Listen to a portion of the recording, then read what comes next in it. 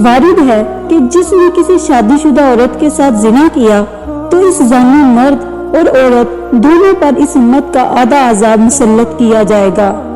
फिर जब क़यामत का दिन होगा तो अल्लाह ताला इसके हामिद को हुक्म देगा कि इस जानी मर्द की इस जुर्म के बदले नेकियां हासिल कर ले, बशर्ते कि ये जिना हामिद की लाइल्मी में हुआ।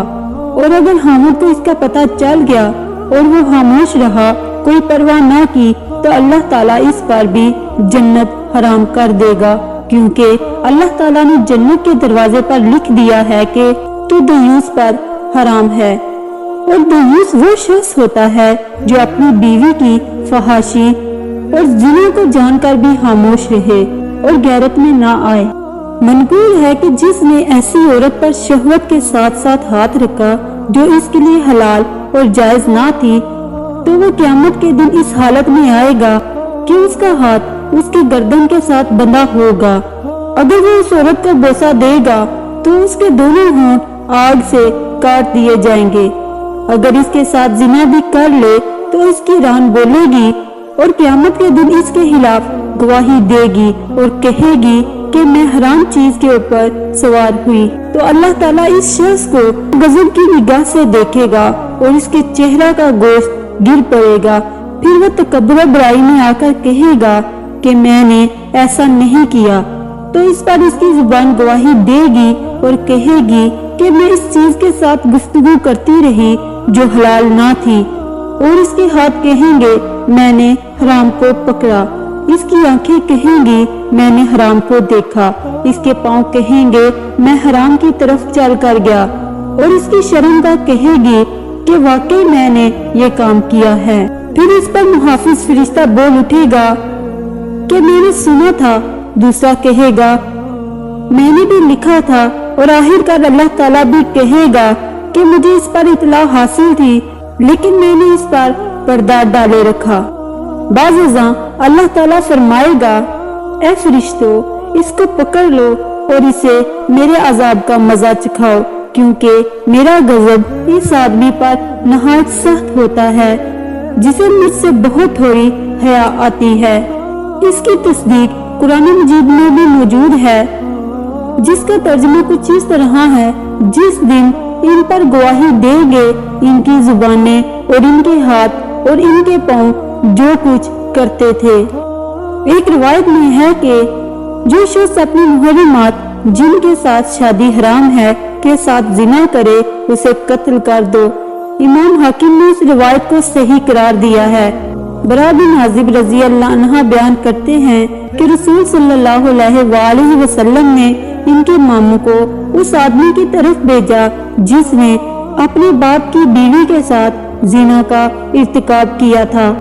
आप सल्लल्लाहु अलैहि वसल्लम ने हुक्म दिया कि इसको कत्ल कर दे और इसका माल कब्ज कर ले और इसका 5वां हिस्सा बतौर हुम्स के निकाल ले।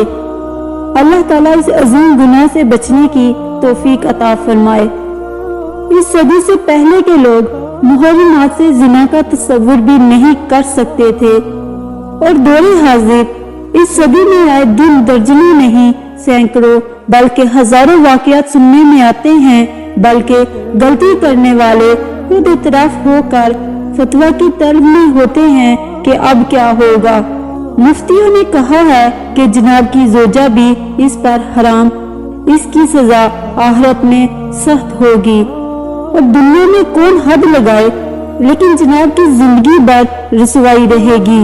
रसूल सल्लल्लाहु अलैहि वसल्लम ने फरमाया, अल्लाह जब्बारों का हाल जल्ला जलाल ने जन्नत से फरमाया, ऐ जन्नत मुझे अपनी इज्जत और जलाल की कसम, तेरे अंदर ना तो कोई शराबी दाखिल हो सकता है, ना जानी, ना चुगलखोर, ना दयूस। दयूस का मानी है बेगैरत, यानी अपने घर में बीवी और बहू बेटियों के यहाँ गैर मर्दों को आने जाने से ना रोके। زنا کی خرابیاں اور سزا نہ ہوتی اگر بدگناہی سے بچا رہتا۔ اللہ تعالی ہمیں زنا اور بدنگاہی سے محفوظ رکھے۔ بدنگاہی سے زنا جیسی تباہی نصیب ہوگی۔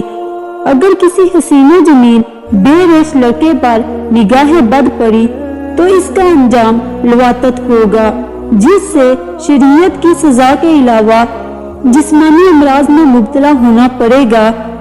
یہ زنا سے بھی بڑھ کر اور آسانی سے عمل میں لائی جا رہی ہے۔ لواطت کیا ہے؟ لواطت یہ ہے، یہ زنا سے بھی بڑھ کر اور آسانی سے عمل لائی جا رہی ہے۔ حضور نبی کریم صلی اللہ علیہ وآلہ وسلم نے علامات قیامت میں لواطت عام ہونے کی خبر دی ہے، اور اس صدی سے پہلے بلکہ صدیوں ہزاروں سال سے پہلے یہ کبھی فعل موجود تھا، لیکن اتنا نہیں تھا جو اس صدی میں ہو رہا ہے۔ یہ بھی بدنگاہی کی نحوست ہے، یعنی بغیر داڑھی کے لڑکوں کو دیکھنا عام ہے، کیونکہ وہ ہر وقت مردوں میں رہتے ہیں اور ان سے خلوت اور میل جول بھی بلا نکیر عام ہوتا ہے۔ اس کے علاوہ لڑکوں کی شکل و صورت بھی بنسبت عورتوں کے زیادہ پرکشش ہوتی ہے، اس لیے بدنگاہی کا تیر ان کے دیکھنے سے زیادہ سخت اور جلد چبھتا ہے۔ اسی لیے بے ریش لڑکوں سے ہزاروں کوس دور رہنے میں عافیت ہے، ورنہ لواطت کے ارتکاب میں مبتلا ہونے کا خدشہ ہے۔ اس کی سزا زنا سے بھی سخت تر ہے۔ اللہ تعالیٰ نے اپنے پیغمبر لوط علیہ السلام کو جس قوم کی طرف مبعوث کیا وہ نہایت گنونا جرم کیا کرتی تھی، اور وہ یہ کہ وہ اپنی شہوت لڑکوں سے پوری کرتے تھے اور عورتوں کے بجائے مردوں کے ساتھ بدفعلی کرتے تھے۔ اللہ تعالیٰ نے اس قوم کا قرآن مجید میں مختلف مقامات پر ذکر کیا ہے۔ سورہ ہود میں اللہ تعالیٰ نے ارشاد فرمایا، پھر جب ہمارا حکم آیا ہم نے اس بستی کے اوپر کو اس کا نیچا کر دیا اور اس پر کنکر کے پتھر لگاتار برسائے جو کہ نشان کیے ہوئے تیرے رب کے پاس ہیں، اور وہ پتھر کچھ ظالموں سے دور نہیں۔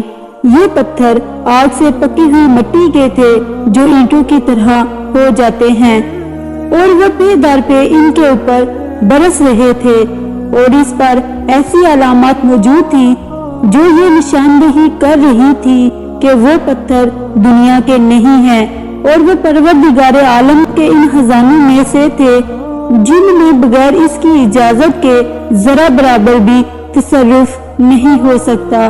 اور اللہ تعالیٰ نے بتایا، اگر امت محمدیہ صلی اللہ علیہ وآلہ وسلم والے بھی اس مرض اور جرم میں مبتلا ہوں گے تو کچھ بعید نہیں ان پر بھی یہی سزا واقع ہو جائے۔